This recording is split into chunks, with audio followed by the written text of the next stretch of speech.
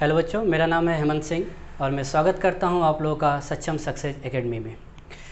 आज हम लोग क्लास 12 के केमिस्ट्री वाले पार्ट में चैप्टर सोल्यूशन स्टार्ट करने के लिए जा रहे हैं, जो कि एक मोस्ट इम्पॉर्टेंट चैप्टर है आपके बोर्ड पॉइंट ऑफ व्यू से। IIT JEE ले लें, JEE मेंस ले लें या फिर मेडिकल एंट्रेंस एग्जाम नीट ले लें, सभी के हिसाब से मोस्ट इंपॉर्टेंट चैप्टर है। और आप भी जानते होंगे ये फिजिकल केमिस्ट्री का पार्ट है, अर्थात हम लोग थ्योरी पढ़ने के बाद न्यूमेरिकल को टच करने का काम करेंगे, अर्थात हमारा लास्ट रिजल्ट न्यूमेरिकल को करना होगा।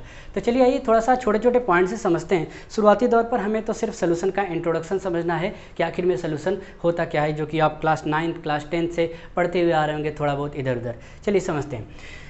सोल्यूशन देखिएगा क्या होता है। जनरली हम लोग अपने घरों के अंदर चीनी लेते हैं और पर्टिकुलर पानी लेते हैं और उसका घोल मिलाते हैं, या फिर गर्मियों के अंदर चीनी पानी नींबू का घोल मिला करके पीते हैं। तो दो चीज़ों या दो से अधिक चीज़ें जो आप आपस में एक ही तरह मिला देते हैं, एक ही के अंदर मिला देते हैं, वही हमारा घोल बन जाता है, सोल्यूशन बन जाता है। अर्थात सिंपल सी एक बात याद रखिएगा, सोल्यूशन के अंदर अगर आप डिफाइन करना हो तो केमिस्ट्री के पॉइंट ऑफ व्यू से हमारा जो सोल्यूशन होता है एक तरीके का होमोजीनस मिक्सचर होता है। होमोजीनस मिक्सचर, तो सोल्यूशन जो होता है हमारा होमोजीनस मिक्सचर होता है।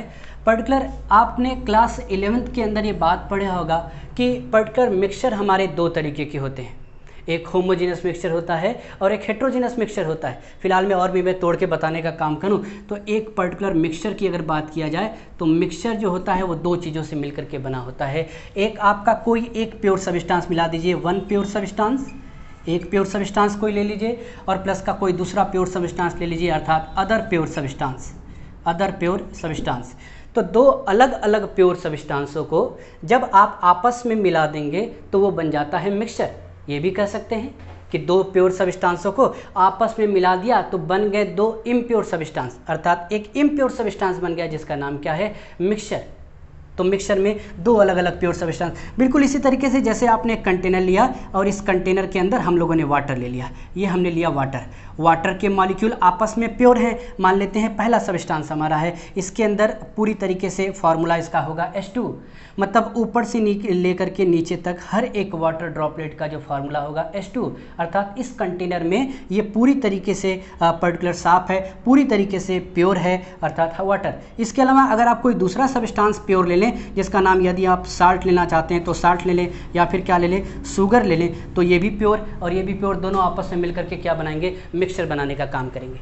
फिलहाल में जब मिक्सचर बन जाता है तो मिक्सचर भी बनने की दो क्राइटेरिया होती है, एक आपका बनता है होमोजीनस मिक्सचर और एक बनता है हेट्रोजीनस मिक्सचर। होमोजीनस मिक्सचर और ये हेट्रोजीनस मिक्सचर, समझिएगा तो क्या होता है, heterogeneous mixture, homogeneous mixture, heterogeneous mixture. जब कभी भी आप किसी दो सब्सटेंस को मिलाएं, जैसे आपने पर्टिकुलर पानी लिया और उसके अंदर शुगर मिलाया या फिर साल्ट मिलाया, शुगर या साल्ट मिलाने पर पानी के अंदर अगर वो पूरी तरीके से घुल जाता है, पूरी तरीके से उसमें मिक्स आउट हो जाता है, डिज़ोल्व हो जाता है, तो उस तरीके का मिक्सचर हमारा होमोजीनस मिक्सचर होता है। सही है। जब कभी भी आपने साल्ट मिलाया, शुगर मिलाया, पानी में इस तरह मिलाया और आप देखेंगे कि शुगर और साल्ट के जो पार्टिकल हैं पानी में आपको नहीं दिखाई दे रहे होंगे। नहीं दिखाई देने का क्या मतलब है, नहीं दिखाई देने का सिंपल सा मतलब है ये वाटर मॉलिक्यूल है, वाटर मॉलिक्यूल है, कहीं ना कहीं दो वाटर मॉलिक्यूल के बीच में ट्रैप हो गया हमारा साल्ट या शुगर का पार्टिकल, जिसकी वजह से हमको दिखाई नहीं दे रहा और पूरी तरीके से डिस्ट्रीब्यूटेड होंगे, अर्थात जितना अमाउंट शुगर या साल्ट का ऊपर होगा उतना ही नीचे भी होगा। अर्थात मैं आपसे कहूँ कि एक ड्रॉप आप ले लें नीचे से और एक ड्रॉप आप ले लें ऊपर से, दोनों को टेस्ट करने का काम करें, आप कहेंगे कि दोनों के अंदर जो मीठा है या दोनों के अंदर जो साल्ट का अमाउंट है वो बिल्कुल बराबर आएगा। इसका मतलब मैं क्या डिफाइन कर सकता हूँ इस तरीके से, होमोजेनस मिक्सचर वो मिक्सचर होता है जिसके अंतर्गत सॉल्यूट को जब मिलाया जाता है तो पूरी तरीके से वो डिस्ट्रीब्यूट हो जाते हैं, ऊपर से नीचे लेकर के फैल जाते हैं। बिल्कुल इसी तरीके से जब आप हेट्रोजीनस मिक्सचर की बात करेंगे तो जाहिर सी बात है, हेट्रो शब्द का मतलब, मैं तो हेट्रो शब्द का मतलब एक ही समझता हूँ, हेट्रो का मतलब गड़बड़, जहाँ पर भी हेट्रो शब्द लग गया गड़बड़ी आ चुकी है ना। होमोजीनस के कंपेयर हेट्रोजीनस अब नहीं होगा, अर्थात सिंपल सी एक बात है, आप अब भी एक कंटेनर लीजिए, उस कंटेनर में एक प्योर सब्सटेंस ले लीजिए पानी, ये हमने ले लिया वाटर, और इस पर्टिकुलर वाटर के अंदर हम सैंड मिलाने का काम करते हैं, बालू मिला दीजिए। आप जानते हैं सैंड को जैसे ही इस पर्टिकुलर पानी के अंदर मिलाएंगे अपनी ग्रेविटी के चक्कर में, मास के चक्कर में नीचे की तरफ बैठ जाएगा लेकिन घुलेगा नहीं। इसका मतलब यह है जब घुलेगा नहीं, अर्थात जब घुलेगा नहीं तो इस प्रकार का पोर्शन बन गया आपका हेट्रोजीनस मिक्सचर, अर्थात तो होमोजीनस के कंपेयर किसी सब्सटेंस के मिलाने पर कोई अगर पूरी तरीके से घुल जाता है, अर्थात घुलने के बाद केमिस्ट्री की भाषा में सिंगल फेज बन जाता है, अर्थात दो चीज़ों को मिलाया और बनने के बाद एक सोल्यूशन बन गया। पर्टिकुलर चीनी मिलाया, पानी मिलाया, दोनों मिलने के बाद एक बन गया, अर्थात sugar solution, that is single phase. लेकिन यहाँ पर देखिए या तो डबल फेज दिख रहा है, डबल फेज बोल दीजिए या डबल फेस बोल दीजिए, दो दो चेहरे दिख रहे हैं इसके। एक चेहरा बालू का नीचे की तरफ बैठा हुआ मिलेगा और एक चेहरा पानी का ऊपर की तरफ मिलेगा, अर्थात आप कह सकते हैं सैंड पूरी तरीके से इसमें डिस्ट्रीब्यूट नहीं हुआ है, घुला नहीं है। तो इस तरीके का मिक्सचर जब एक सब्सटेंस को किसी दूसरे सब्सटेंस में मिलाया जाता है तो पूरी तरीके से डिस्ट्रीब्यूट नहीं होता है, थ्रू आउट डिस्ट्रीब्यूट नहीं होता है, तो उस तरीके का मिक्सचर हेट्रोजीनस मिक्सचर कहलाएगा। इसी तरह आप एग्जाम्पल ले लीजिए ऑयल का। ऑयल को जब आप लेंगे तो ये पर्टिकुलर पानी लिया और हमने पानी लिया, आप पानी को लेंगे, पानी के ऊपर ऑयल क्या करता रहेगा, इस तरह से तैरता रहेगा अपनी कम डेंसिटी की वजह से ना, तो ये भी तो नहीं घुला। जब नहीं घुला तो इस तरीके का मिक्सचर क्या कहलाएगा, हेट्रोजीनस मिक्सचर। आप एक उदाहरण ले सकते हैं, जैसे मैं आपको कहूँ एयर, एयर आपका होमोजीनस मिक्सचर है या हेट्रोजीनस मिक्सचर है, आप खुद डिसाइड कर सकते हैं। सिंपल सी बात है, हवा को जब कहते हैं तो हवा is the mixture of gases, उसमें नाइट्रोजन है, कार्बन डाइऑक्साइड है, SO2 है, कार्बन मोनोऑक्साइड है, सभी पॉइजनस, हार्मफुल और यूजफुल गैसेस उसके अंदर मिली हुई हैं। लेकिन हम ये देख कर नहीं बता सकते कि ये पर्टिकुलर CO2 जा रहा है, ये SO2 जा रहा है, ये O2 जा रहा है, अर्थात आपस में मिले हुए हैं। तो याद रखिएगा एयर भी हमारा एक तरीके का होमोजीनस मिक्सचर होता है, अर्थात ऐसा नज़र आता है कि पूरे सोल्यूशन में साल्ट या शुगर हमको दिखाई नहीं दे रहा है, तो हवा में हमको गैसेस दिखाई नहीं देती, पूरी तरीके से मिक्स आउट होती है ना, पूरी तरीके से डिस्ट्रीब्यूटेड होती हैं, फैली हुई होती हैं, आपस में घुली हुई होती हैं, तो उस तरीके का मिक्सचर भी होमोजीनस, तो एयर भी हमारा एक तरीके का होमोजीनस मिक्सचर कहलाएगा।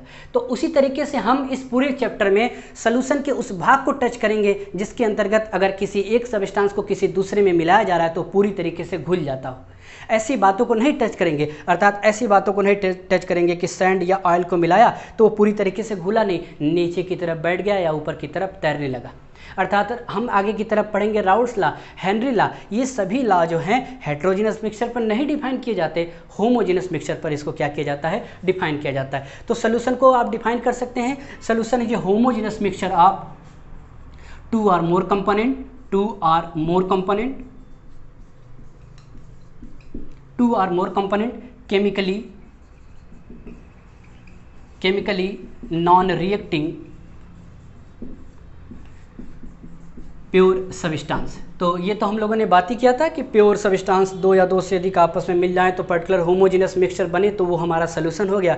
एक चीज़ याद रखिएगा, केमिकली नॉन रिएक्टिंग का क्या मतलब है, आपस में रिएक्ट नहीं करने चाहिए। जैसे साल्ट मिलाया पानी के अंदर या शुगर मिलाया पानी के अंदर, तो ये एक फिजिकल प्रोसेस होता है सोल्यूशन को बनाने का, आपस में केमिकल रिएक्शन नहीं होना चाहिए। तो पर्टिकुलर केमिकली नॉन रिएक्टिंग दो सब्सटेंस आपस में ले रहे हैं, आपस में रिएक्ट वो नहीं करने चाहिए। तो हम लोग सोल्यूशन को डिफाइन कर सकते हैं, homogeneous mixture of two or more component chemically non reacting pure substance. तो इस तरीके से देखिएगा ये हमारा सोल्यूशन का एक एग्जैक्ट डिफिनीशन हो जाएगा। आगे की तरफ देखिएगा, ये लिखा पड़ा है दो सब्सटेंस या फिर दो या दो से अधिक substance, to or more component. Component याद रखिएगा, कंपोनेंट शब्द बार बार सोल्यूशन में यूज किया जाएगा। कंपोनेंट क्या है, जिससे सोल्यूशन बनाया जाता है वो कंपोनेंट है। अर्थात यहाँ पर हमारा पानी भी कंपोनेंट है और ये साल्ट भी कंपोनेंट है। अगर साल्ट सोल्यूशन बना रहे हैं तो, शुगर सोल्यूशन बना रहे हैं तो पर्टिकुलर वाटर भी एक कंपोनेंट है और शुगर भी हमारा क्या है, कंपोनेंट है। तो कंपोनेंट हम लोग शब्द बार बार यूज करेंगे। तो याद रखिएगा, अगर किसी सोल्यूशन में टू कंपोनेंट होता है, if solution contain two component, दो कंपोनेंट कंटेन करता है, तो उस प्रकार के सोल्यूशन को बोलते हैं बाइनरी सोल्यूशन। उस प्रकार के सोल्यूशन को बोलते हैं बाइनरी सोल्यूशन। अगर दो कंपोनेंट ना होकर के हमारे पास तीन कंपोनेंट होते हैं तो उस प्रकार के सोल्यूशन को बाइनरी ना बोल करके टर्नरी सोल्यूशन, और चार कंपोनेंट होते हैं, फोर कंपोनेंट होते हैं तो क्वार्टिनरी सोल्यूशन। तो दो कंपोनेंट बाइनरी सोल्यूशन और तीन कंपोनेंट टर्नरी सोल्यूशन और चार कंपोनेंट क्वार्टिनरी सोल्यूशन। अच्छा, सभी को छोड़ने के बाद हमको याद रखना पड़ेगा ये कि हमको इसके बारे में जनरली नहीं स्टडी करना, अर्थात पूरे सोल्यूशन के अंदर हम जो भी टच करने वाले हैं, जो भी बात करेंगे वो बाइनरी सोल्यूशन के ऊपर बात करेंगे। चलिए आगे की तरफ देखते हैं कि हम बाइनरी सोल्यूशन के अंदर और क्या चीज़ें निकाल सकते हैं या सोल्यूशन को एक्सपेंड करने का काम करते हैं। देखिएगा, चलिए तो बात करते हैं बाइनरी सोल्यूशन के बारे में। जब कभी भी हम लोग बात करेंगे इस चैप्टर के अंदर बाइनरी सोल्यूशन के बारे में, तो बाइनरी सोल्यूशन दो कंपोनेंट होते हैं, टू कंपोनेंट। जो भी सोल्यूशन के अंदर सब्सटेंस इन्वॉल्व है उसी को कंपोनेंट बोल रहे हैं। दो कंपोनेंट होता है, एक कंपोनेंट होता है हमारा सोल्यूट और दूसरा कंपोनेंट होता है हमारा सॉल्वेंट। एक कंपोनेंट होता है सोल्यूट और दूसरा कंपोनेंट होता है सॉल्वेंट। दोनों चीज़ें आपस में मिल जाएं तो बन जाता है हमारा सोल्यूशन। अलग बात है, हम उसको बाइनरी सोल्यूशन बोलते हैं। क्या बन जाता है? सोल्यूशन बन जाता है। सोल्यूशन में हमेशा हमको पूछा जाता है कि किस तरह आप डिफाइन करेंगे कि सोल्यूट कौन है और किस तरह डिफाइन करेंगे कि सॉल्वेंट कौन है। तो आपने भी तो पढ़ा है ना, क्लास 9th के अंदर या फिर क्लास 10 के अंदर आपको ये चीज़ें बताई जाती हैं कि जो सोल्यूट है किसी भी सोल्यूशन के अंदर जो लेस अमाउंट में प्रेजेंट है, किसी भी सोल्यूशन के अंदर जो लेस अमाउंट में प्रेजेंट है वो सोल्यूट है, और किसी भी सोल्यूशन के अंदर जो मोर अमाउंट में प्रेजेंट है, ज़्यादा अमाउंट में प्रेजेंट है, मोर अमाउंट में प्रेजेंट है, लार्ज क्वांटिटी में प्रेजेंट है, तो वो पर्टिकुलर हमारा क्या है? सॉल्वेंट है। देखिएगा, एक चीज़ याद रखिएगा, इस तरह हम डिफाइन कर सकते हैं कि the solution in which those component which is less in amount that is solute, and the solution in which those in which more in amount, तो उसको क्या बोल सकते हैं हम लोग? सॉल्वेंट बोल सकते हैं। एक चीज़ याद रखिएगा, जैसे इसके अंदर हमको बताना हो कि कौन सोल्यूट है और कौन सॉल्वेंट है, तो आप जाहिर सी बात है चीनी जब मिलाते हैं पानी के अंदर तो चीनी को कम रखते हैं जनरली, पानी हमारा ज़्यादा होता है क्योंकि पानी घोलने का काम करता है, तो चीनी को पानी में मिलाया तो शुगर हमारा यहाँ पे सोल्यूट है, ये हमारा सोल्यूट है, और जबकि पानी क्या है? ये हमारा होता है सॉल्वेंट। और हमेशा एक चीज़ याद रखिएगा, चीनी हमेशा पानी के अंदर घुलेगी, पानी चीनी के अंदर नहीं घुलेगा। अर्थात घोलने का काम कौन करेगा? वाटर, और घुलने का काम कौन करेगा? शुगर। तो इस तरह से सोल्यूट सॉल्वेंट के अंदर घुलता है, तो क्या हम लिख सकते हैं यहाँ पर कि solute always dissolve in solvent. तो इस एरो पर लिख सकते हैं हम लोग डिजॉल्व, अर्थात सोल्यूट हमेशा सॉल्वेंट के अंदर डिजॉल्व होने का काम करता है। तो यहाँ पर दो पर्टिकुलर पोर्शन हमको याद रखना है कि एक लेस क्वांटिटी में और एक पर्टिकुलर हमारा मोर क्वांटिटी में। जो कम है सोल्यूट है, जो ज़्यादा है वो हमारा सॉल्वेंट है। नेक्स्ट पोर्शन देखिएगा, चलिएगा नेक्स्ट पोर्शन हम लोग देखते हैं। जैसा कि हम लोगों ने कहा कि जो कम अमाउंट में है वो सोल्यूट है और जो ज़्यादा अमाउंट में है वो हमारा सॉल्वेंट है, और दोनों ही आपस में मिल जाते हैं तो बन जाता है हमारा पर्टिकुलर इस तरीके से सोल्यूशन। और solute always dissolve in the solvent, solute हमेशा सॉल्वेंट के अंदर घुलता है।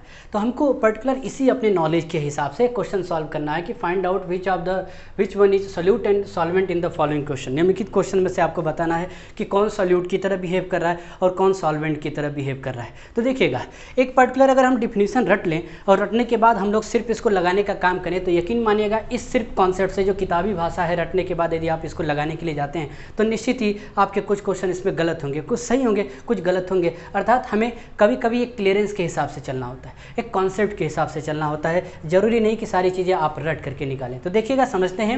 जैसे देखिएगा 40 ग्राम NaCl dissolve in 60 gram of water. एक सिंपल सा पोर्शन आपको दिख रहा होगा कि पानी जो इसके अंदर हमारा है सॉल्वेंट की तरह बिहेव कर रहा है और यहाँ पर ये सोल्यूट की तरह बिहेव कर रहा है। और उस तरह से भी आप जानते हैं कि 40 ग्राम और 60 ग्राम, सिंपली 40 ग्राम कम अमाउंट है, 60 ग्राम ज़्यादा अमाउंट है, तो ज़्यादा है जो सॉल्वेंट है और जो कम है वो उस तरीके से हमारा सोल्यूट है। तो यहाँ पर जो NaCl है ये सोल्यूट की तरह बिहेव कर रहा है, ये हमारा सोल्यूट है, और जो वाटर है ये हमारा सॉल्वेंट है, ये हमारा सॉल्वेंट है। चलिए यहाँ पर फिर से बात करते हैं। अब 40 ग्राम NaCl था, तो यहाँ पर देखिए 60 ग्राम NaCl dissolve in 40 gram of water. तो 60 ग्राम NaCl 40 ग्राम वाटर के अंदर डिजॉल्व हो गया। आप बताइए कौन सोल्यूट है और कौन सॉल्वेंट है। तो इसमें देखिए डिफाइन करते हैं, अपना पर्टिकुलर चलते हैं लेकर के कि जो सोल्यूट है हमारा पर्टिकुलर किस क्वांटिटी में है? लेस क्वांटिटी में होता है। तो लेस क्वांटिटी में हमारा कौन सा है? 40 ग्राम वाटर, तो ये हमारा सोल्यूट होना चाहिए। और ये हमारा ज़्यादा में है 60 ग्राम NaCl, तो ये सॉल्वेंट होना चाहिए। लेकिन ऐसा बिल्कुल भी नहीं होता, याद रखिएगा। यहाँ पर भी भले से अमाउंट ये पर्टिकुलर 60 ग्राम NaCl है, ये 40 ग्राम वाटर है, फिर भी वाटर हमारा यहाँ पे सॉल्वेंट की तरह बिहेव करेगा, सॉल्वेंट की तरह बिहेव करेगा। और यहाँ पर NaCl जो होगा हमारा ये सोल्यूट की तरह बिहेव करेगा। इसका मतलब एक टैग लाइन बनाने का काम करते हैं कि जब कभी भी देखिए NaCl मेरा सॉलिड के फॉर्म में होता है, आप डब्बे के अंदर क्रिस्टल के फॉर्म में देखते हैं उसको सॉलिड के फॉर्म में होता है, और पानी हमेशा लिक्विड के फॉर्म में होता है। तो जब कभी भी आप सॉलिड को, एक टैग लाइन बनाइएगा, जब कभी भी आप सॉलिड को डिसॉल्व करेंगे लिक्विड के अंदर, तो सॉलिड हमेशा सोल्यूट की तरह बिहेव करेगा। सल्यूट की तरह बिहेव करेगा और लिक्विड हमेशा सॉल्वेंट की तरह बिहेव करेगा। मैटर नहीं रखता कि कौन ज़्यादा अमाउंट में है कौन कम अमाउंट में है। अब आप इसको सोचेंगे कि पर्टिकुलर ये भी तो एक रटना ही हुआ, तो आप पर्टिकुलर घर के अंदर इसको बिहेवली या मन के हिसाब से सोच भी सकते हैं कि आपने अगर 1 किलो चीनी ले लिया और थोड़ा सा पानी ले लिया, इसका मतलब ये नहीं कि चीनी जो है पानी को घोलने लगेगा। घोलने का काम हमेशा पानी ही करेगा और घोलने का काम हमेशा चीनी ही करेगा। तो जब कभी भी साल्ट को, शुगर को, जो कि हमारा सॉलिड सल्यूट होता है, जब कभी भी उसको लिक्विड के अंदर मिलाएंगे तो जो सॉलिड सल्यूट है वो हमारा पर्टिकुलर जो सॉलिड पार्ट है वो सल्यूट की तरह बिहेव करेगा, जो सॉलिड है वो सल्यूट है, और जो लिक्विड पार्ट होगा वो किसकी तरह होगा, हमारा सॉल्वेंट की तरह बिहेव करेगा, घोलने का काम करेगा। नहीं, अब यहाँ पे देखिएगा एल्कोहल भी आप जानते हैं लिक्विड के फॉर्म में होता है, वाटर भी लिक्विड के फॉर्म में होता है। तो केस नंबर सेकंड आएगा लिक्विड इन लिक्विड। कैसे लिक्विड इन लिक्विड को डिफाइन करें, देखिएगा 40 ग्राम आप alcohol dissolve in 60 gram of water. तो यहाँ पर एल्कोहल देखिए कम अमाउंट में है और वाटर हमेशा किस में है, ज़्यादा अमाउंट में है। तो यहाँ पर वाटर हमेशा सॉल्वेंट की तरह बिहेव करेगा, सॉल्वेंट की तरह बिहेव करेगा, और यहाँ पर जो एल्कोहल है वो सल्यूट की तरह बिहेव करेगा, सल्यूट की तरह बिहेव करेगा। सिंपल सा। यहाँ पे देखिए 60 gram of alcohol dissolve in 40 gram of water. अब यहाँ पे देखिए एल्कोहल हमारा ज़्यादा अमाउंट में है और यहाँ पे वाटर हमेशा कम अमाउंट में है। तो यहाँ पर अब एल्कोहल जो ऊपर की तरफ पर्टिकुलर ये सल्यूट की तरह बिहेव कर रहा था, यहाँ पे वाटर सॉल्वेंट की तरह बिहेव कर रहा था। किसकी वजह से, क्योंकि ये ज़्यादा था। अब इसमें जो ज़्यादा होगा अर्थात एल्कोहल ज़्यादा है, तो अब एल्कोहल ज़्यादा है तो ये सॉल्वेंट की तरह बिहेव करेगा और वाटर हमेशा किसकी तरह बिहेव करेगा, ये अब सल्यूट की तरह हमेशा बिहेव करेगा। अर्थात तब बिल्कुल जो स्ट्रेटजी हमारी है, जो हमने पढ़ा कि सॉल्यूट लेस अमाउंट में और सॉल्वेंट मोर अमाउंट में, ये लिक्विड इन लिक्विड के केस में पूरी तरीके से बैठता है। जो कम अमाउंट में होगा आप उसको सल्यूट मानिएगा और जो ज़्यादा अमाउंट में होगा वो सॉल्वेंट मानिएगा। जैसे यहाँ पे ये कम अमाउंट में था तो सल्यूट था, यहाँ पे ये कम अमाउंट में है तो ये सल्यूट है। तो लिक्विड इन लिक्विड के केस में those which is less in amount is solute and which in larger in amount more in amount that is an solvent. अब सिंपल सी बात है, एल्कोहल पानी में घुला है कि पानी एल्कोहल में घुला है, ये डिफाइन करने वाली बात होगी कौन ज़्यादा है। जो ज़्यादा होगा वो घोलने का काम करेगा। एक सिंपल सा क्वेश्चन आपके दिमाग में तुरंत आ रहा होगा कि अगर मैं इसको भी 50 ग्राम कर दूं और इसको भी 50 ग्राम कर दूं, दोनों को 50-50 ग्राम कर दूं, तब आप कैसे कहेंगे कि कौन सल्यूट है कौन सॉल्वेंट है। तो केमिस्ट्री की किताबें या केमिस्ट्री की भाषा में बोलूं तो it is not defined. Defined ही नहीं किया जा सकता कि कौन अब सल्यूट की तरह बिहेव करेगा, कौन सॉल्वेंट की तरह पर्टिकुलर बिहेव करेगा। दोनों का जब सेम अमाउंट हो जाता है तो डिस्क्राइब करना थोड़ा सा मुश्किल है। चलिए नेक्स्ट पोर्शन हम लोग देखने का काम करते हैं। देखिएगा नेक्स्ट पोर्शन बात करते हैं हमारे एनसीईआरटी के अंदर। जब आप एनसीईआरटी पढ़ेंगे तो उसके पहले और दूसरे पन्ने के अंदर आप देखेंगे, दूसरे पन्ने के अंदर एक चार्ट बना हुआ है और उस चार्ट के अंदर आपको अलग अलग प्रकार के सोल्यूशन बनाए हुए दिखेंगे कि 3 प्रकार के मेन सोल्यूशन होते हैं। जो सब सोल्यूशन होते हैं 3 से वो 9 प्रकार के सोल्यूशन बनते हैं। टोटल 9 टाइप्स के पर्टिकुलर सब सोल्यूशन होते हैं। मेनली 3 प्रकार के सोल्यूशन होते हैं।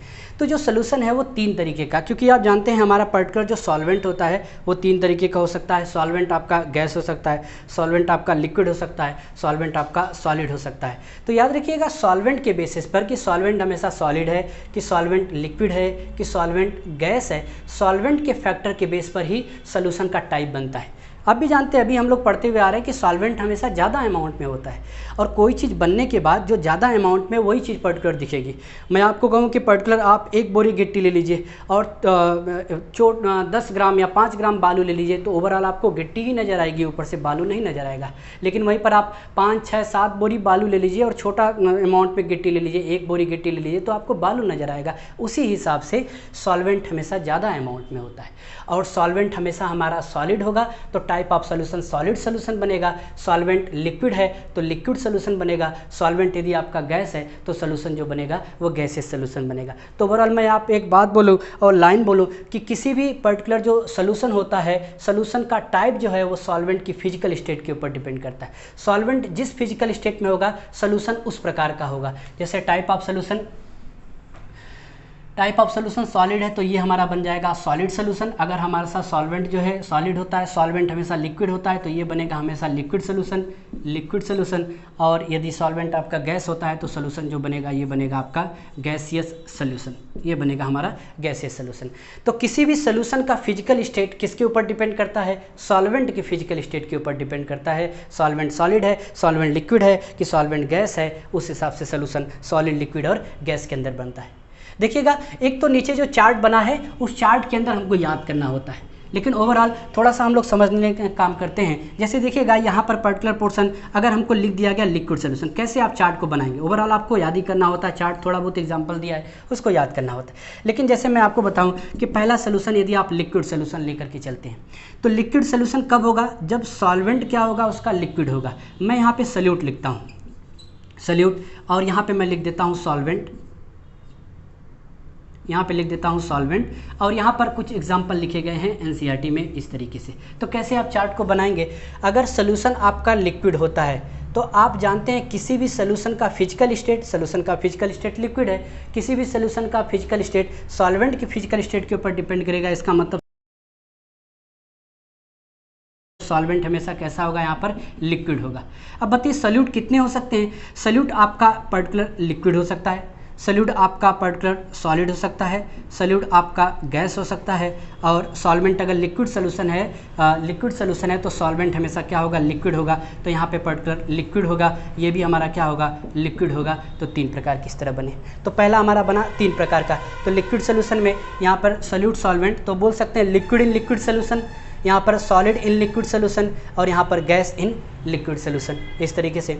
और यहाँ पर पर्टिकुलर हमारा जैसे लिक्विड इन लिक्विड सोल्यूशन, तो लिक्विड इन लिक्विड सोल्यूशन जैसे एल्कोहल को आपने वाटर के अंदर मिलाने का काम किया था, नहीं, इस तरीके से। सॉलिड इन लिक्विड, तो सॉलिड इन लिक्विड जैसे शुगर है, साल्ट है, उसको हम लोग लिक्विड में डिजॉल्व करते हैं। गैस इन लिक्विड जैसे ऑक्सीजन है, नाइट्रोजन है, ये सभी वाटर के अंदर डिजॉल्व होती हैं, लेस क्वांटिटी में होती हैं, gas dissolve with in liquid. तो इस तरीके से एनसीईआरटी के अंदर कुछ एग्जाम्पल लिखे पड़े हैं, हमको देखना होता है। लेकिन देखिए अगर इसको मिटाया जाए, नेक्स्ट पोर्शन पे आप देखने का काम करें, तो यहाँ पर अगर लिक्विड सोल्यूशन है, लिक्विड सोल्यूशन ना होकर के यहाँ पर लिख दिया जाए गैसियस सोल्यूशन, गैसियस सोल्यूशन, तो यहाँ पर हमेशा सोल्यूशन अगर गैसियस है तो सॉल्वेंट का फिजिकल स्टेट कैसा हो जाएगा, गैस गैस गैस। तो यहाँ पर हम लोग गैस ले लेते हैं, ये भी हमारा गैस, ये भी इस तरीके से गैस, तो लिक्विड इन गैस आ जाएगा, सॉलिड इन गैस आ जाएगा, गैस इन गैस आ जाएगा, इस तरीके से। उसी तरीके से अगर आप सॉलिड का केस ले लेते हैं, यहाँ पर लिखेंगे सॉलिड सॉलिड, तो यहाँ पर सॉल्वेंट जो है आपका बदल जाएगा, सॉलिड सोल्यूशन में सॉलिड सोल्यूशन में सॉल्वेंट आपका आप सॉलिड हो जाएगा। तो ये हो गया सॉलिड, ये हो गया सॉलिड, और ये हो गया सॉलिड। तो liquid in solid, solid in solid, और गैस इन सॉलिड। तो इस तरीके का हमारा पोर्शन बनेगा ये सोल्यूशन। तो ओवरऑल इस चार्ट को बनाने का एक ही ट्रिक होता है कि किसी भी सोल्यूशन का फिजिकल स्टेट सॉल्यूट के फिजिकल स्टेट के ऊपर नहीं डिपेंड करता, सॉल्वेंट के फिजिकल स्टेट के ऊपर डिपेंड करता है। कोई अगर बोल दिया आपको गैसियस सोल्यूशन, तो तुरंत आपके दिमाग में आना चाहिए कि जो सॉल्वेंट होगा वो गैस होगा, इसमें सॉल्यूट कुछ भी हो सकता है। अभी लिक्विड सोल्यूशन बोला तो सॉल्वेंट आपका लिक्विड हो जाएगा, कोई बोला सॉलिड सोल्यूशन तो आपका जो सॉल्वेंट होगा वो तुरंत क्या हो जाएगा, सॉलिड हो जाएगा। आगे हम लोग पढ़ेंगे राउल्ट्स लॉ, पढ़ेंगे Raoult's law, solid in liquid, liquid in liquid solution define किया जाता है। तो जनरली लिक्विड सोल्यूशन जैसे बोला तो आपको याद ध्यान होना चाहिए कि जो सॉल्वेंट है हमेशा क्या है, हमारा लिक्विड है। तो एक टैग लाइन, किसी भी सोल्यूशन का फिजिकल स्टेट सॉल्वेंट के फिजिकल स्टेट के ऊपर डिपेंड करता है। ये चार्ट एनसीईआरटी में कुछ एग्जाम्पल दिए हैं, उस एग्जाम्पल को थोड़ा बहुत हमको देख लेना होता है, ध्यान रखना होता है कि क्या हमको क्वेश्चन कैसे, एनसीईआरटी ने भी एक क्वेश्चन पूछा पड़ा है कि पर्टिकुलर आप एक एग्जाम्पल बताइए जिसमें लिक्विड इन सॉलिड सोल्यूशन है, लिक्विड इन सॉलिड सोल्यूशन या सॉलिड इन सॉलिड सोल्यूशन का आप एग्जाम्पल दीजिए, गैसियस इन सॉलिड सोल्यूशन का क्या दीजिए एग्जाम्पल। ऐसे क्वेश्चन पूछा जा सकता है आपसे। चलेगा, नेक्स्ट पढ़ते हैं हम लोग। चलिए बच्चों नेक्स्ट देखते हैं हम लोग। पर्टिकुलर सोल्यूशन को दो भागों में बांटा जाता है, एक हमारा एक्वस सोल्यूशन, एक हमारा नॉन एक्वस सोल्यूशन। बहुत डोमिनेटेड टॉपिक तो नहीं है, लेकिन जब आप न्यूमेरिकल वगैरह करेंगे तो उसके अंदर लिखा हुआ मिलेगा आपको कि एक्वस सोल्यूशन आप पर्टिकुलर दिस, एक non aqueous solution of this, तो ऐसा लाइनें आपको मिलेंगी उसके अंदर, समझिएगा। अच्छा, एक चीज़ हम लोग बार बार पढ़ते हुए आ रहे हैं कि सोल्यूशन का फॉर्मेशन कैसे किया। यहाँ पे मिलाया हम लोगों ने सोल्यूट और यहाँ पर मिलाया हम लोगों ने सॉल्वेंट और बन गया हमारा सोल्यूशन। तो याद रखिएगा, यहाँ पर थोड़ा मैं सोल्यूट को छुपाने का काम करता हूँ। सॉल्वेंट के बेसिस पर सोल्यूशन को दो भागों में बांटने का काम किया जाता है।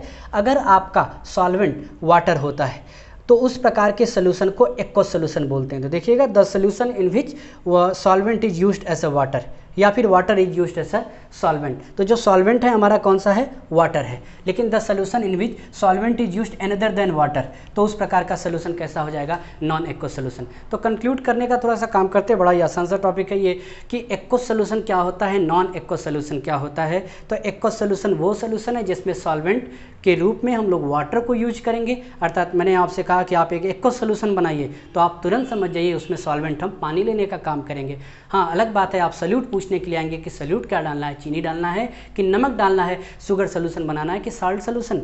लेकिन अगर आप वाटर के अलावा कोई भी दूसरा सॉल्वेंट एज ए यूज करते हैं सोल्यूशन बनाने के लिए तो वो आपका हो जाएगा non aqueous solution.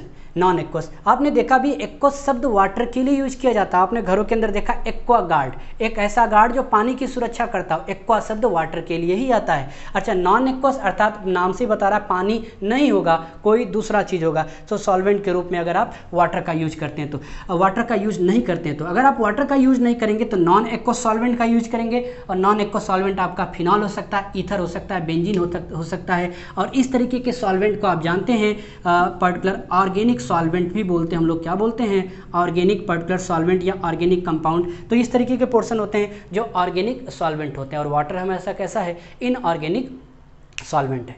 Inorganic solvent कैसे, आप देखिए वाटर के अंदर H2O इन्वॉल्व है, हाइड्रोजन ऑक्सीजन इन्वॉल्व है, तो ये इनऑर्गेनिक कंपाउंड होने की वजह से एज ए सॉल्वेंट के रूप में यूज होता है। तो इनऑर्गेनिक सॉल्वेंट। और फिनॉल हुआ, ईथर हुआ, बेंजीन हुआ, इनके फार्मूले में C6H6 C2H5OH ऐसा पर्टिकुलर मिलता है, C6H5OH ऐसा फार्मूला मिलता है। अर्थात कार्बन और हाइड्रोजन वाले कंपाउंड को जनरली ऑर्गेनिक कंपाउंड बोलते हैं। सॉल्वेंट होते हैं, लिक्विड होते हैं, घोलने का काम करते हैं, तो ऑर्गेनिक सॉल्वेंट बोल दिया इस तरीके से। तो एक्वस सोल्यूशन और non aqueous solution.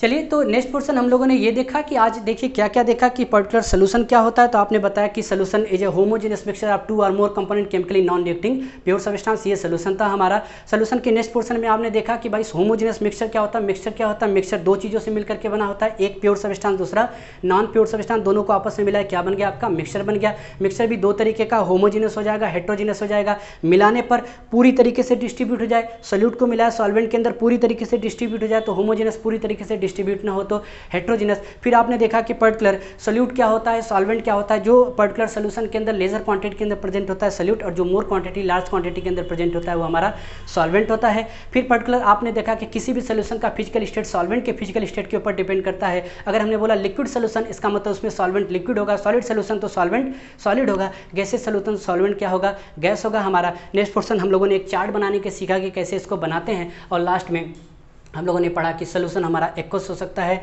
Non aqueous solution हो सकता है। ये नेक्स्ट पोर्शन पे हम लोग पढ़ेंगे concentration of solution. Concentration of solution हम लोग देखने का काम करेंगे। इसके अंदर आप जानते हैं molarity, molality, mole fraction, normality, mass percentage, ये सभी चीज़ों को देखने का काम करेंगे। और यही सेम टू सेम चीज़ें राउल्स लॉ या पर्टिकुलर कॉलिगेटिव प्रॉपर्टी के अंदर भी देखेंगे। अर्थात मूल मंत्र या फिर मूल बेसिक जो पॉइंट होगा राउल्स लॉ का या कॉलिगेटिव प्रॉपर्टी का, इसी कंसंट्रेशन ऑफ सोल्यूशन से ही निकल करके आता है। तो चलिए अभी के लिए अलविदा। नेक्स्ट पोर्शन पे हम लोग पढ़ेंगे कंसंट्रेशन ऑफ सोल्यूशन। और लास्ट में मैं आपसे कहता हूँ कि आपको थोड़ा सा भी वीडियो अच्छा लगा हो, थोड़ी सी भी आपकी हेल्प हुई हो, मदद हुई हो, थोड़ा सा भी कॉन्सेप्ट जनरेट करने में आपको वृद्धि हुई हो, तो उसको आप उसमें कमेंट करें। हमें भी थोड़ा सा सराहना मिलेगा कि हम आगे और भी आपको अच्छा से अच्छा मटेरियल देने की कोशिश करेंगे। और चैनल को शेयर करें, सब्सक्राइब करें और कमेंट करना न भूलें। Thank you.